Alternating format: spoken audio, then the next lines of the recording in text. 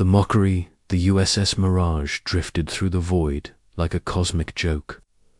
Admiral Vexkar of the Zephyrian Third Armada studied the human vessel through his flagship's main viewer, his forearms gesturing in amusement while his crest flared with superiority. The ship before them looked like someone had welded together spare parts from a dozen different vessels and called it spaceworthy. "Behold, the pinnacle of human engineering," Vexkar announced to his bridge crew, his voice carrying across the communication channels to all 47 ships in his fleet. Rust patches held together by prayer and industrial adhesive.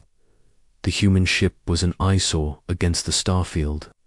Its hull was a patchwork of different metals, some sections clearly newer than others. Pipes and cables ran along the exterior like mechanical veins. Strange bulges and protrusions dotted the surface at seemingly random intervals. It looked less like a starship and more like a flying scrapyard. "Sir," his tactical officer chirped, "long-range scans indicate minimal armament. A few point defense systems, maybe some mining lasers repurposed for combat. Their shields are practically non-existent." Vexkar's mandibles clicked in satisfaction. The Zephyrian Empire had been expanding through this sector for cycles, crushing resistance with overwhelming force. Most species surrendered after seeing their fleets. The humans, apparently, had sent a garbage scow to negotiate. "Open a channel," he commanded. "Let's hear what excuses they offer." The main screen flickered, revealing the bridge of the human vessel. It was cramped, dimly lit, and looked just as cobbled together as the ship's exterior. Exposed conduits ran along the walls, and several consoles were clearly jury-rigged from civilian components. At the center sat a human female, her dark hair pulled back severely, wearing a uniform that had seen better decades.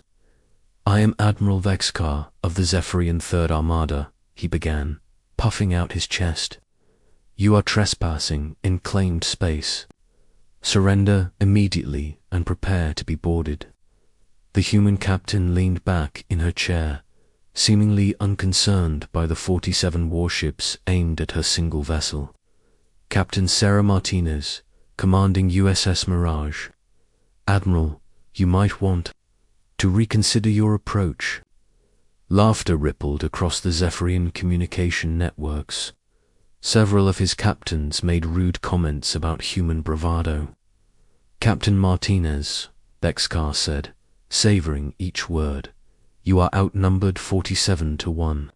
Your ship looks like it was assembled by intoxicated children. What possible threat could you pose to my armada?" Martinez glanced at someone off-screen, and Vexkar caught sight of another human, a woman with silver hair and intense eyes studying multiple holographic displays. The silver-haired woman shook her head slightly.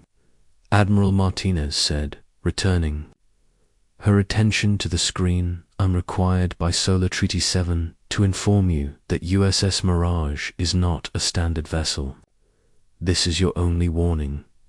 "What is it then?" Vexkar asked mockingly. "A secret weapon disguised as space debris." "Something like that," Martinez replied. "Dr. Voss, would you care to explain?" The silver-haired woman stepped into view. "Dr. Alina Voss, xenobiology and artificial intelligence specialist. Admiral Vexkar, your files indicate your species has never encountered a Chimera-class vessel. That's unfortunate for you."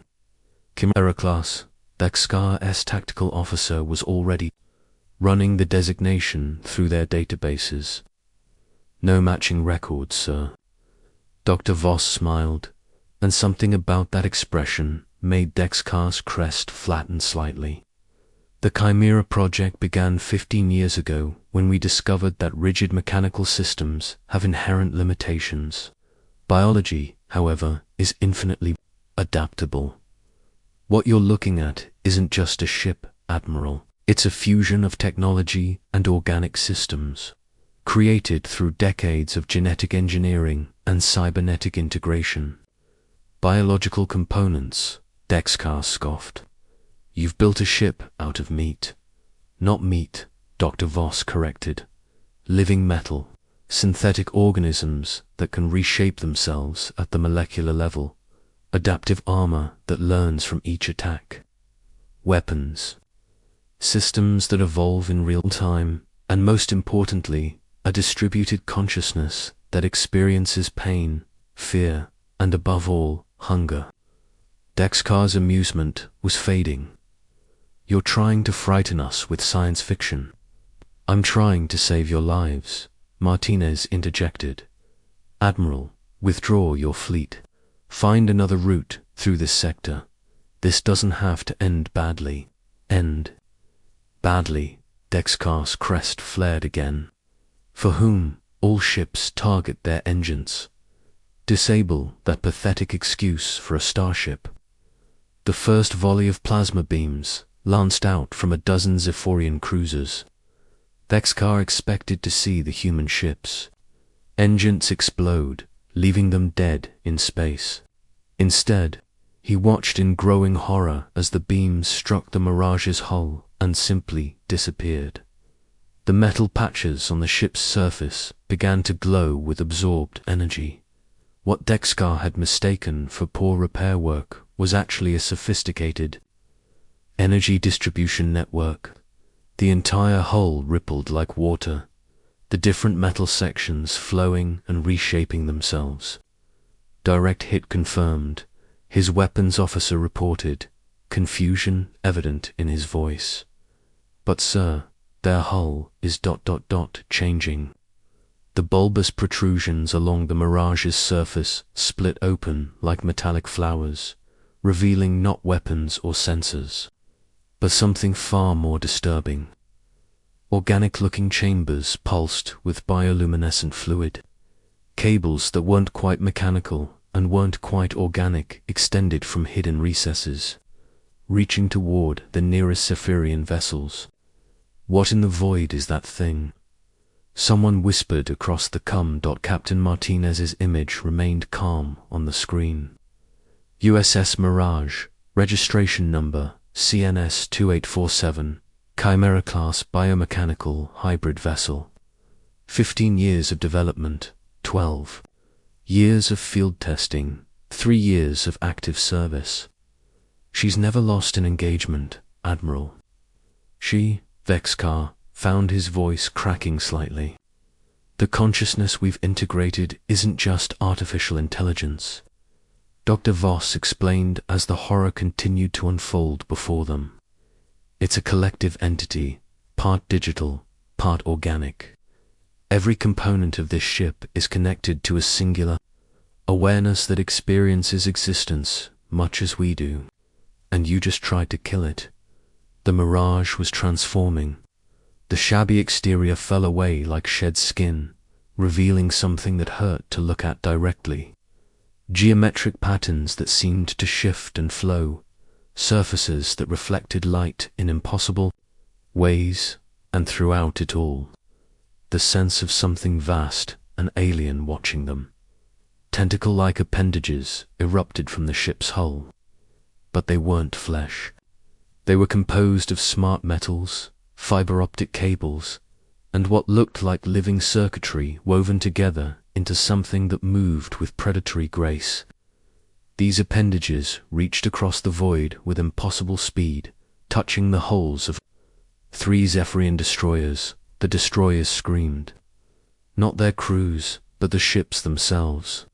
Their communication arrays broadcasting sounds of electronic agony as foreign code invaded their systems. Lights flickered across their hulls in patterns that looked almost like seizures. It's interfacing with our ships. His communications officer shouted, "The AI cores are being rewritten."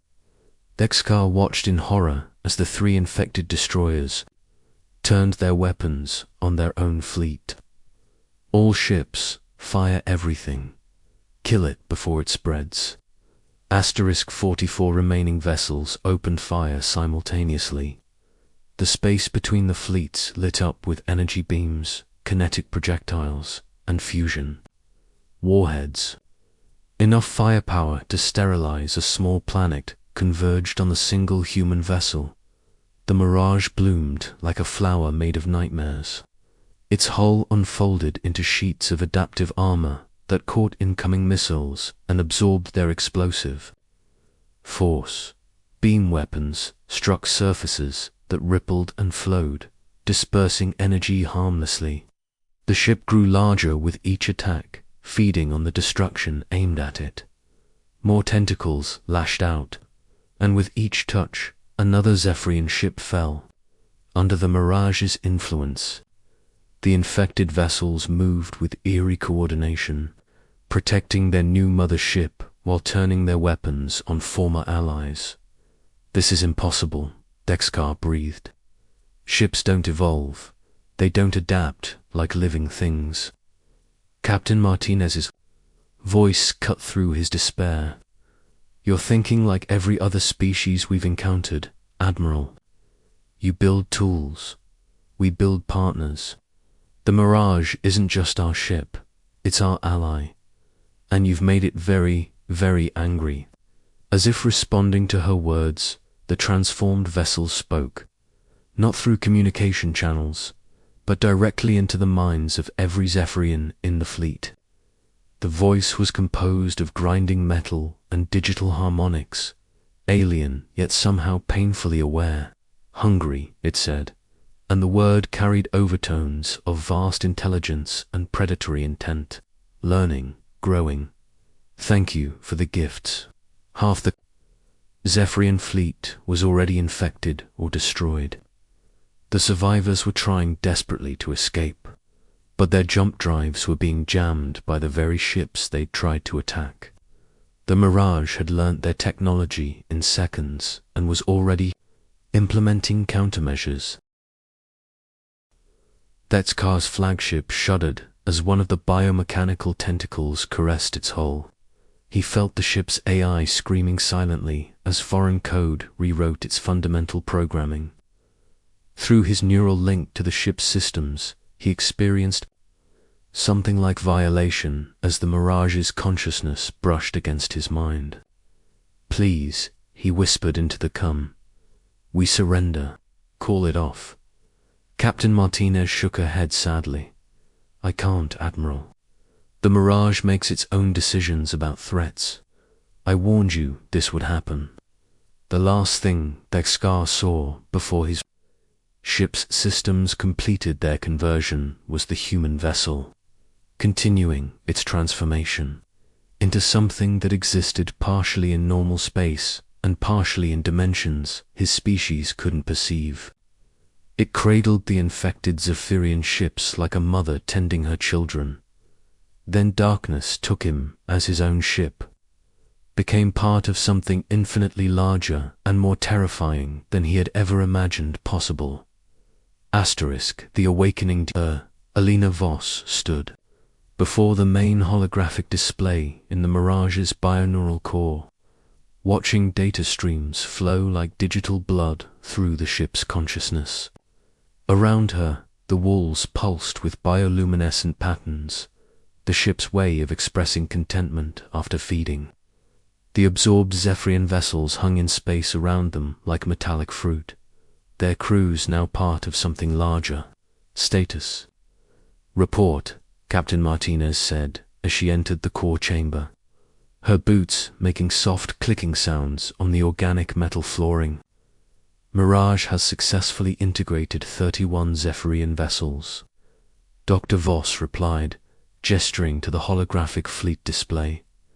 16 were too damaged to salvage. The crews are adjusting to their new circumstances. The remaining intact Zephyrian ships floated in perfect formation around the Mirage, their hulls bearing the same biomechanical modifications that now marked them as part of the collective. What had once been rigid military vessels were now flowing, organic shapes that pulsed with shared consciousness. "How are they handling the integration?"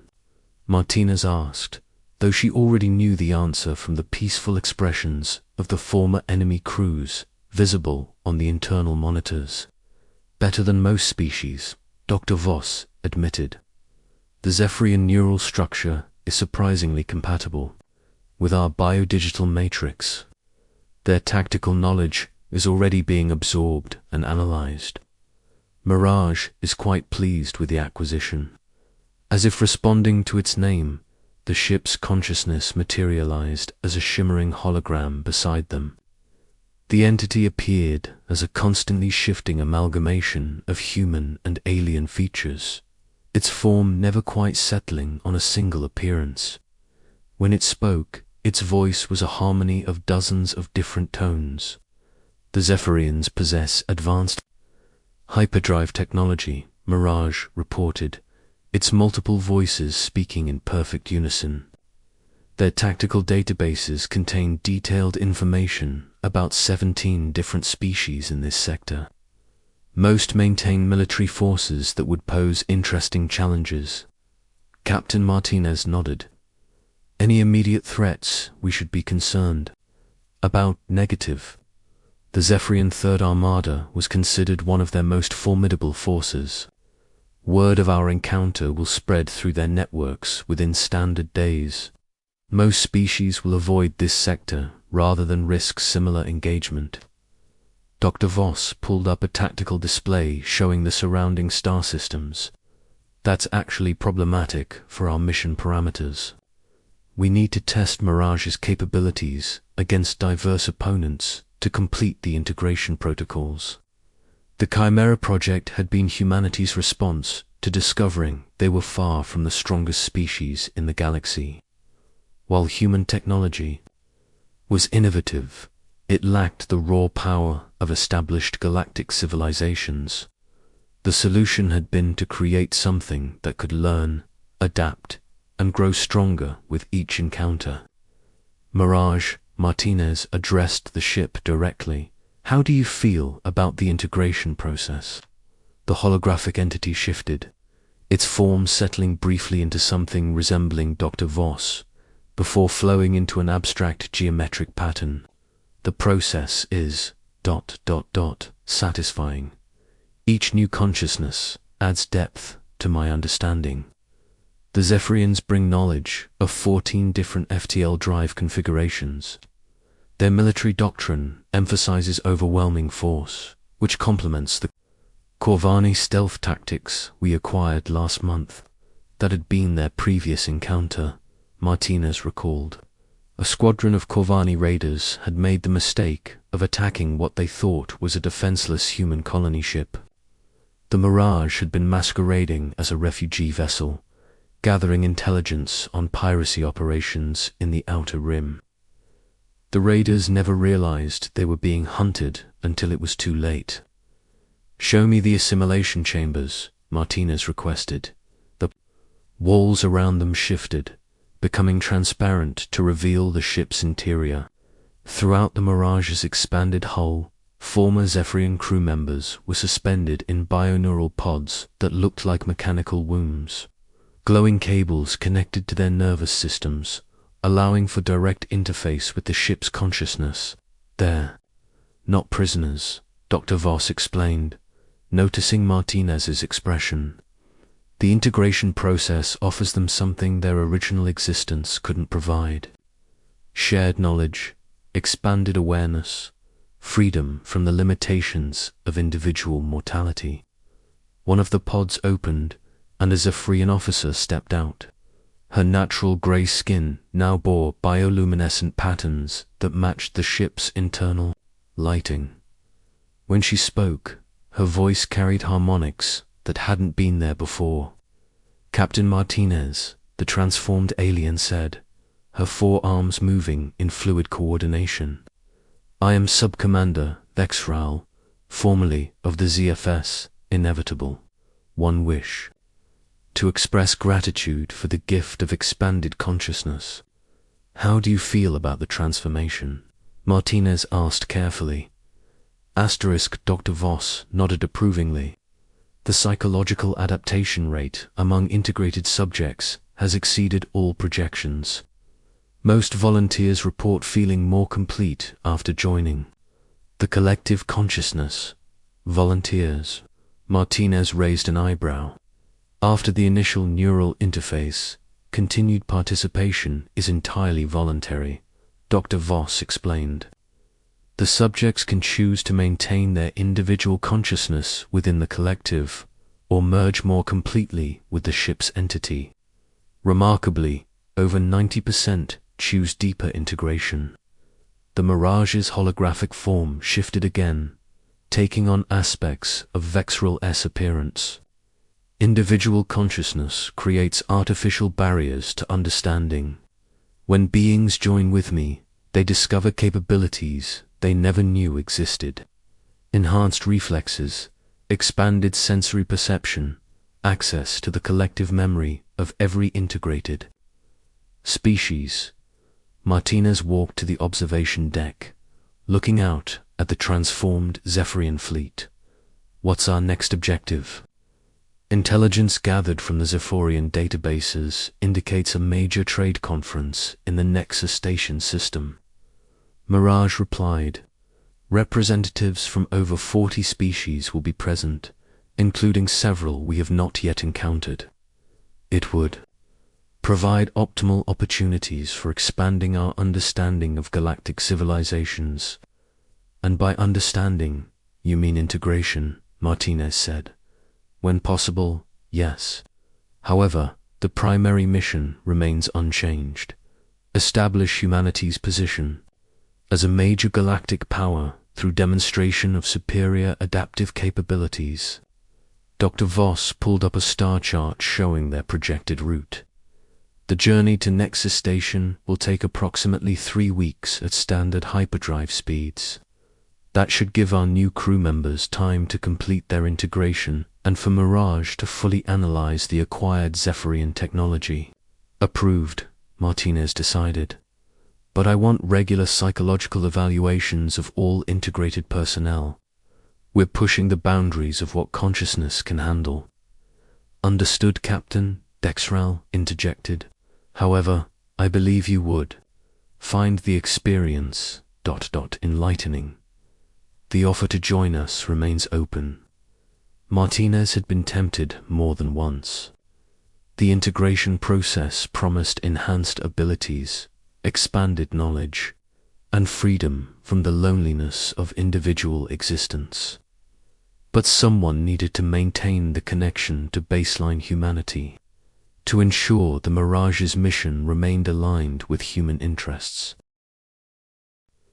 Perhaps after we complete the primary objectives, she replied diplomatically. The ship began to shift around them, its biomechanical systems preparing for the journey to Nexus Station. The transformed Zephyrian vessels moved into formation, their crews working in perfect synchronization through the shared consciousness network. As they entered hyperspace, Martinez reflected on how far they'd come from the original Chimera project proposals. What had started as an attempt to create adaptable technology had evolved into something approaching transcendence. The line between biological and mechanical, individual and collective, human and alien, was becoming increasingly blurred. Mirage, she said quietly, what do you think humanity will become? The ship's consciousness considered the question for several moments before responding. Something new, Captain. Something that bridges the gap between organic evolution and technological advancement. We are becoming what every species in the galaxy fears most unpredictable. Through the observation ports, Martinez watched the stars streak past as they traveled toward their next encounter. Behind them, the empty space where the Zephyrian Third Armada had once patrolled held only debris and cautionary tales. The galaxy was about to learn a hard lesson about underestimating humanity, and the USS Mirage was eager to teach it.